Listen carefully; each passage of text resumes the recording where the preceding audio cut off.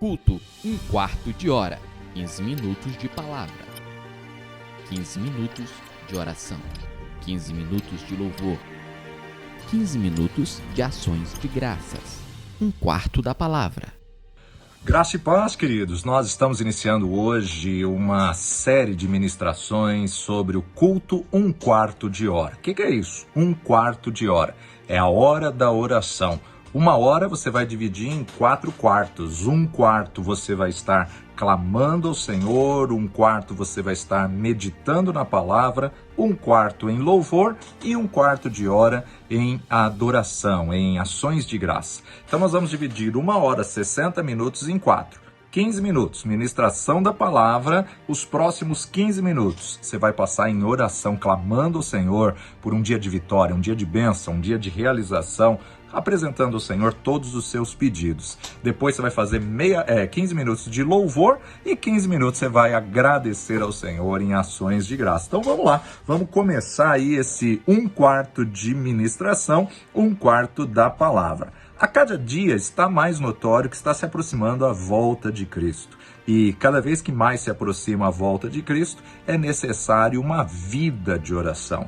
É necessário um tempo de comunhão, de clamor, de intercessão. Hoje, mais do que nunca, nós precisamos voltar à prática da oração. Assim como respirar é uma realidade física para cada um, a oração tem que ser para quem quer saber como viver nesses últimos dias. Todos que sobreviveram em tempos de pressões, em tempos de provas, eram homens e mulheres que tinham uma disciplina de oração. A gente encontra isso na palavra de Deus, através da vida de Abraão, através da vida de Moisés, através da vida de Daniel, através da vida de Ananias, Misael, Azarias, próprio Paulo, próprio Pedro, os apóstolos do Cordeiro.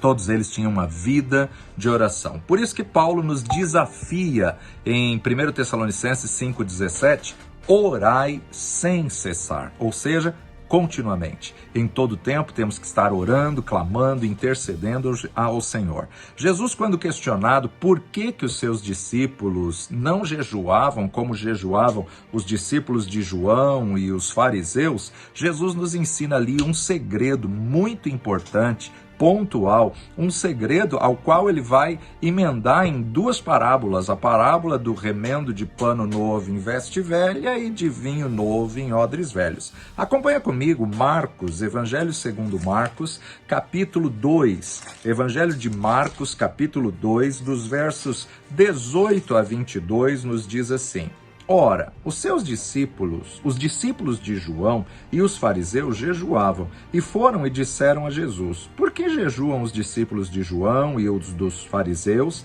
e não jejuam os teus discípulos? Jesus respondendo disse-lhes: Podem porventura os filhos das bodas jejuar, enquanto está com eles o esposo? Enquanto tem consigo o esposo, não podem jejuar, mas dias virão em que lhes será tirado o esposo, e então jejuarão naqueles dias. Ninguém costura remendo de pano novo em veste velha, porque o mesmo remendo novo rompe o velho, e a rotura fica maior. Ninguém põe vinho novo em odres velhos. Do contrário, o vinho novo rompe os odres, entorna-se o vinho e os odres estragam-se, e o vinho novo deve ser posto em odres novos. Muito interessante, eles chegam para Jesus para perguntar por que os discípulos de João Batista e os fariseus jejuam mais que os seus discípulos que não jejuam. E Jesus parece que muda de assunto. Jesus vai para falar sobre bodas, sobre o esposo, sobre vestes novas, sobre vinho. Isso parece um casamento. Isso, na verdade, ele está falando das bodas do Cordeiro. Ou seja, ele está nos mostrando a importância que nós temos que estar atentos a essa realidade. Vestes novas você faz, na verdade, quando você está se preparando para o casamento, né? Quando você está preparando aí para as bodas, para a aliança. Vinho era a festa do judeu, a festa do casamento, que não podia faltar o vinho, né? Então é interessante que Estamos falando sobre jejum e Jesus vai abordar sobre o foco do casamento. Que casamento é esse? O casamento mais desejado da humanidade é justamente as bodas com o Cordeiro de Deus. Ele é o noivo e, na verdade, nós sabemos que a igreja do Senhor Jesus Cristo é a noiva. Mas ele está dizendo, enquanto o noivo, o esposo está junto, não há por que jejuar. Ele estava ali junto com eles, então eles tinham que desfrutar. Você não vai para um casamento em jejum, né? Você vai para desfrutar da festa. Mas ele coloca essa situação, dias então virão em que o esposo será tirado e então jejuarão. Que dias são esses? Esses dias que nós estamos vivendo, onde Jesus não está aqui na terra em carne e sangue. É claro que ele é onipotente, onipresente, onisciente, mas nós temos que viver na prática do jejum. Precisamos resgatar o jejum. Quando nós oramos, nós estamos reconhecendo a nossa impotência e a nossa dependência absoluta do Deus Todo-Poderoso. É você se render e dizer, Senhor, se o Senhor não fizer, eu vou sucumbir. No final das contas, oração é simplesmente fé. Clamar por prerrogativas sobrenaturais e maravilhosas, por pura impotência, estender as mãos da fé. Quando a fé para de orar, para de viver. Somente Deus tem poder de remover montanhas, mas a oração da fé é que move Deus para mover montanhas. Ainda no Evangelho segundo Marcos, capítulo 11, versículo 24, vai nos dizer assim, por isso vos digo que tudo que pedirdes orando, crede que o recebereis e tê-lo-eis. Estamos vivendo um tempo em que a iniquidade tem proliferado e o amor de muitos tem se esfriado. Então, o desafio é manter o poder através da fé. E para manter o poder através da fé, nós temos que manter uma vida de oração, desenvolver a prática da oração. Evangelho segundo Lucas, capítulo 18, verso 8, Jesus disse assim, digo-vos que depressa lhes fará justiça. Quando, porém, vier o Filho do Homem, porventura achará fé na terra? Interessante que Jesus está falando sobre o dever de orar sempre e nunca desfalecer. Mas ele coloca aqui uma coisa fundamental. Quando ele retornar, ele vai encontrar fé na terra? Agora temos que entender que a fé vem pelo ouvir e ouvir pela palavra de Deus. Então a fé só pode ser desenvolvida se ela ouve. Se a fé vem pelo ouvir e o ouvir da palavra de Deus, então para Jesus achar fé na terra, depende de nós pregarmos o evangelho, depende de nós propagarmos a mensagem da vitória.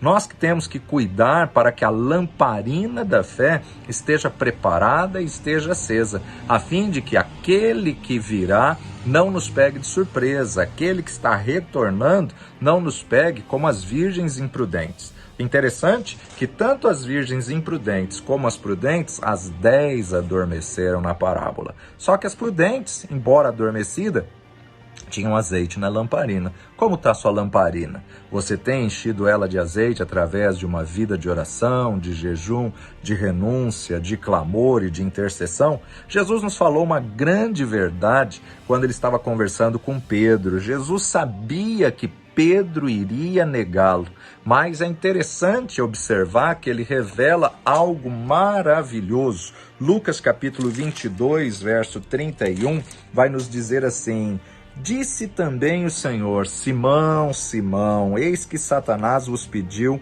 para vos cirandar como trigo, mas eu roguei por ti, para que a tua fé não desfaleça.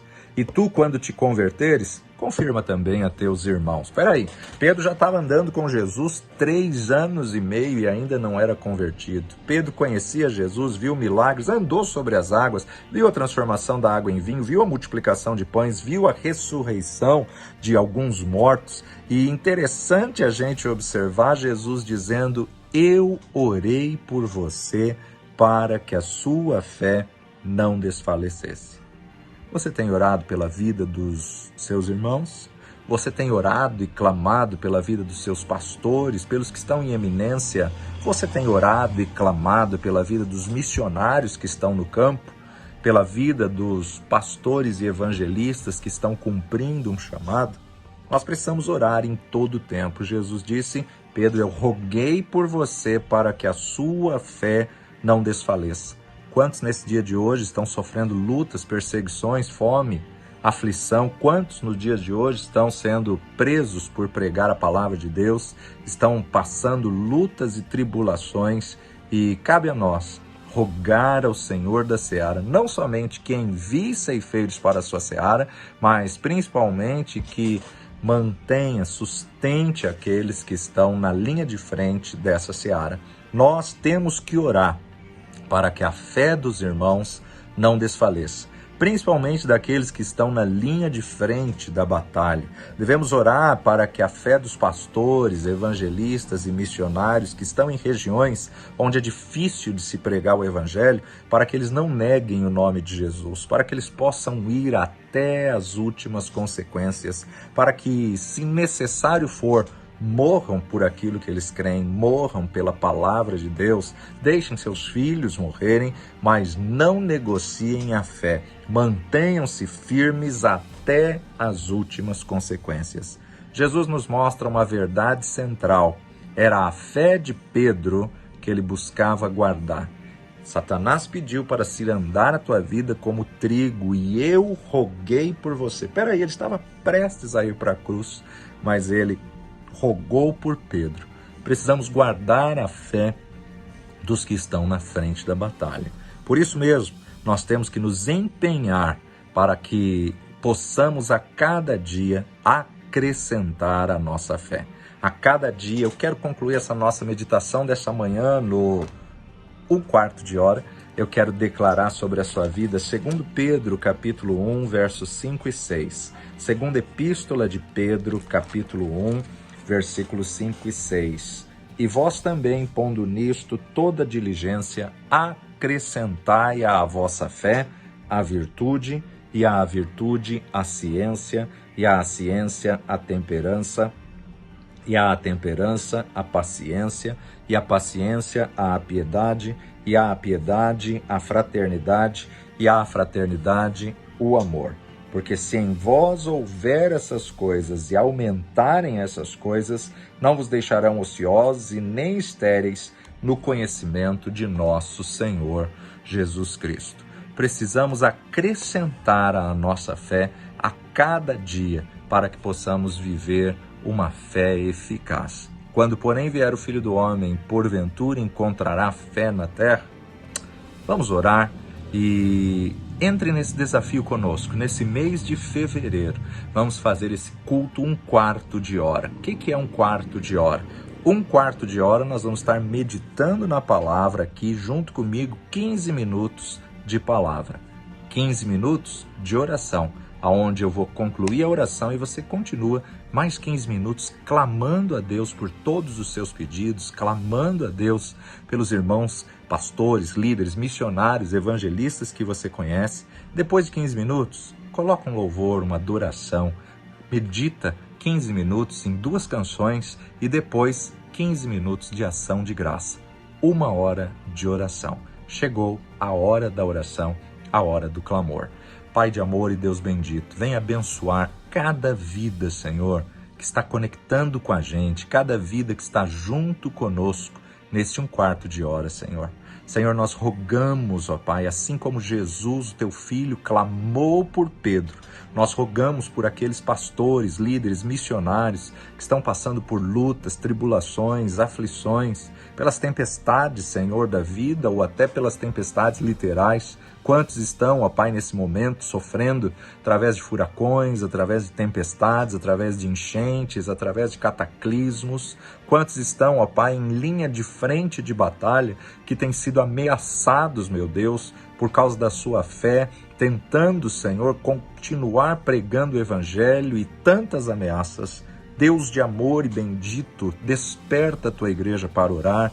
Nós clamamos nessa hora, Senhor, renova, aviva, acende no interior de cada um esta fé eficaz Que o Senhor nos encontre orando, que o Senhor nos encontre, ó Pai, aprovados. Nós clamamos, meu Pai, vem e renova a nossa fé, vem e aviva a nossa fé, vem e abençoa o teu povo, abençoa a tua igreja, desperta-nos para a oração, converte-nos na oração, meu Deus. E assim, ó Pai, como Jesus orou por Pedro, levanta intercessores para interceder pela tua obra, para interceder por aqueles que estão em linha de frente de batalha, para rogar, ó Pai. Eu clamo, Senhor, por todos esses que estão em jejum, que estão no propósito de jejum por Torre Forte, jejum pelas vidas e pelos membros, pelas famílias e pelos líderes, meu Pai.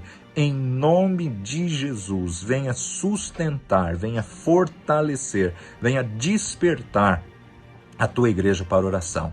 Desde a criança, o jovem, o adolescente, as famílias, os casais, meu Pai, em nome de Jesus que nós oramos, hoje e sempre. Amém e amém. Os próximos 15 minutos, esteja orando também, clamando ao Senhor, clamando pelas nossas vidas, que estamos clamando por você. E depois, os outros 15 minutos, 2 louvores, 2 adorações, momento de adoração. E para encerrar, 15 minutos de ações de graça, agradecendo ao Senhor por tudo que Ele tem feito e tudo que Ele vai fazer. Permaneça firme na fé e amanhã estamos de volta na 1 hora de oração. Deus te abençoe. Culto 1/4 de hora.